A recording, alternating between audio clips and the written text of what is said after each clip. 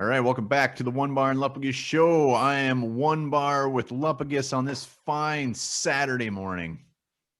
Yeah, it's the sun's out now. It's just really bright off that snow. Feels like it's just January right now, but we are going to be searching for something. You know what we're searching for? A The soul? next what? A soul? No, the next Ryan Tannehill. He's out there. The Vikings are going to find him. Yes. This is there's a couple things here to think about. Either the Vikings make a trade to get that young quarterback on the roster right now that they can start grooming. Right now they don't have anyone.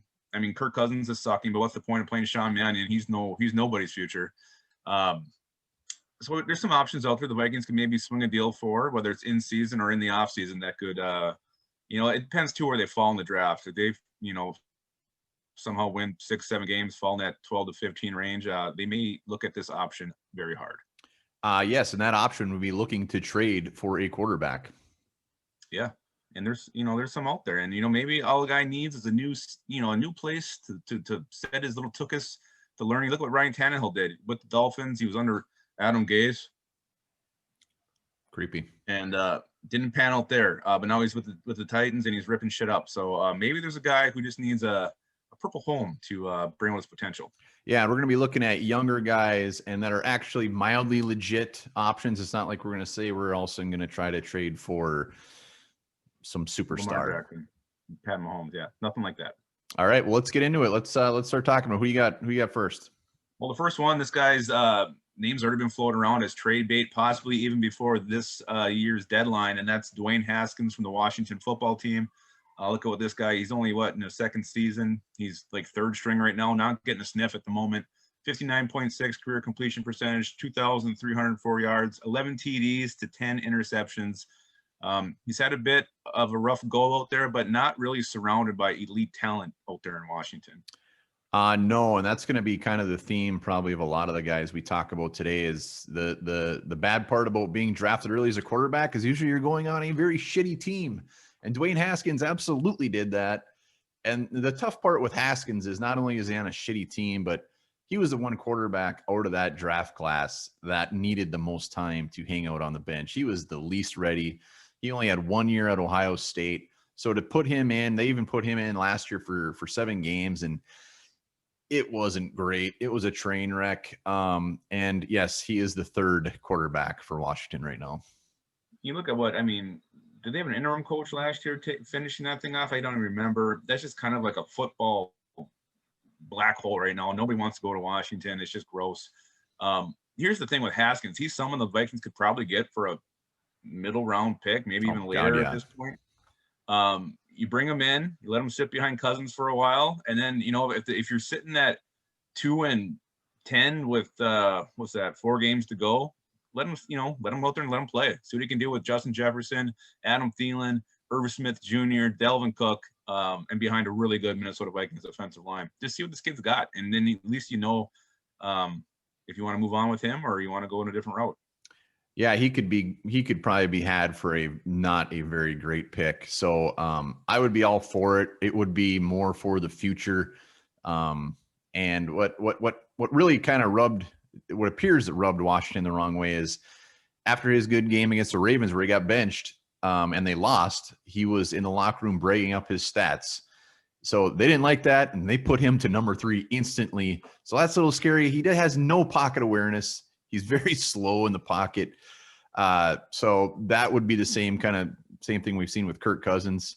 So that's the only part I don't like about it is I want somebody kind of the opposite, but I wouldn't complain giving up one of our 3 5th-rounders for a guy like him. That was my last point. We have a bunch of 5th-round picks. Maybe offer one up. At least you have somebody that you can look to groom. Because Sean Mannion has no future, and I don't know. I'm not a big Browning or Stanley guy, but he's probably not a huge step up from those two either. Yeah, and Washington at this point probably just wants to cut bait with Haskins. They're probably done with him. They're going to get an early pick, so win. Absolutely. Let's move on. This one's a little more tantalizing, a little more tasty, and it's going to be a little more expensive, but New York Jets, Sam Darnold. Let's quick look at his stats. 59.8% completion percentage, 6,681 passing yards, 39 touchdowns. Here's the big problem. 32 interceptions. He turns the ball over a lot. But just like Haskins, major lack of offensive weapons in New York, probably even worse than what's in Washington. Yeah, and not even just the weapons. His coach is like the worst coach ever. He is in a bad situation. Anyone that goes to the Jets does absolutely nothing. Darnold was looked at as a quarterback that could come in and he's not going to be overly fantastic at one thing, but he's just going to be an all-around good quarterback. So I think Darnold still got plenty left. I think whoever trades for him is going to be getting a pretty good steal. He's still young. He still has 1 year left on that rookie contract. I would love Sam Darnold. Yeah, a lot more potential than Dwayne Haskins here. And here's the thing with Darnold, you wait until the draft. If the Vikings, let's say they're picking 7, and the Jets are going to finish probably top 2. So if they get Trevor Lawrence, they got no use for Sam Darnold. That value is going to go way down. You could probably get him for maybe, a 4th, something like that. So you're still getting a quarterback with a lot of upside. And I'd love to see what Sam Darnold could do with, with Justin Jefferson and Adam Thielen. I think we'd see a little something special there. Yeah, and Darnold is a guy that could come in day one. I mean, this would like we're talking, this isn't one we would probably trade for now. This would be in the offseason, draft day, whatever. He's one that would come in and you just say you're a starter. He's not one where you have to kind of sit around and wait for him. He just needs to go into a better situation. And for the Vikings, I think with the weapons we got, and then not only that, but it allows us to go somewhere else with that early round 1 pick. Yeah, you can look at your D tackle, DN, something like that, maybe a guard. Another thing I like about Darnold, there was a stretch, I think, early last year where he was, he's kind of showing some guts, showing some moxie out there, not afraid to sling it. And he was kind of leading his team to some wins, or at least making them very competitive. So he's got some of that grit to him. He's got some of that gunslinger. He's got some of that, I don't know, a little more fight than you see with Kirk Cousins, I think. So I like Darnold, and I think he's one of the more tantalizing options. But like you said, you trade for him now, you're going to give up way too much. And so you just got to wait on this one and see what happens in the draft, because I don't think his future is with the New York Jets. Yeah, and we got 2/3, and that's not even counting our comp picks. We're going to get a high comp pick too. So possible. It's possible. It is. I'm already picturing it. Wow. All right. Who else you got? Now, this one's probably the grossest option on the list. It's Josh Rosen. I think he's with the Bucks right now. It's like his 7th. Oh, he's a Dolphin. I don't look around. I don't know. I was Googling it and that came up. I don't know. Well, maybe he is a Buck. I don't know where the hell he is. He is a Buck. You're right. I'm sorry. Yeah, he's a Buck. Like I said, it's his 3rd team. He's been in the league, maybe 2 years. 54.8 completion percentage. Let's say 22,845 passing yards, 12 touchdowns, 19 interceptions. I don't know. He does throw a pretty ball, but he throws the pretty ball to the wrong team a lot. The only thing with Rosen that we don't have right now, you could get him for peanuts. Peanuts. Peanuts? I don't know. Yeah. At least you have a young guy that you can try out. He was a 1st-round pick. Again, it wouldn't cost you much, and I think he gives you a little something more than Manning would as far as potential. Yeah, you're kind of on an island by yourself on this one. I mean, if he's on the Bucks practice squad, he couldn't make the Miami Dolphins quarterback. I just think the Dolphins gave up a 2nd rounder for him last year. So there's definitely some talent there. He just hasn't put it all together. I would be all for him just coming in, trading maybe like a pair of shoes or like our last 7th round pick for a guy on the practice squad, just so we have that young guy there, not to come in and start by any means. But we have Sean Manning right now, so I'd take anybody. But Josh Rosen, I just think he's not very good. Yeah, and I think he's this close to being out of the league, so you get him for basically nothing. Yeah, he would have to work his way up. He would be battling with the Stanleys and the Brownings. You got to make him work for it. But again, at least he was a high talent, evaluated high, taken with the ninth pick or something like that. 10th. You said there is talent there, but you got to make him earn it. And at this point, he's shown that he can't do that. So yeah, and he's only 23 years old still. It seems like he's been in the league for like 12 years. The best part I liked about Rosen is when he went 10th, he was very pissed off. He made it very clear that these teams made a very big mistake.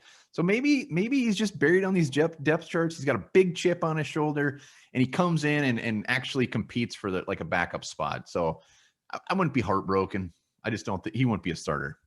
He's got a chip on his shoulder. It's like a barbecue chip, like the most nasty one you could ever get. I love barbecue chips. So gross. So gross. All right, here's the last one. And for me, this is a bit of a surprise. And it's another one where you're waiting to see what happens in the draft.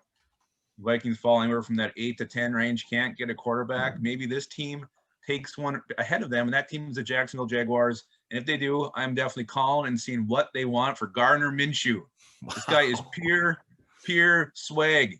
I love him. I would love this guy in purple. 63% completion percentage, 4,953 passing yards, 32 touchdowns, 11 interceptions, 92.2 quarterback rating, and he will dance buck-ass naked. Hell yeah, Gardner Minshew would be a fan favorite. That mustache, bring it to Minnesota. I would be all for this if we can get a quarterback early in the draft next year. You forgot the best part, and that's his beautiful stash. Yeah, I mean, the Jaguars, I don't even know where they're sitting right now as far as what draft pick they would have, but early.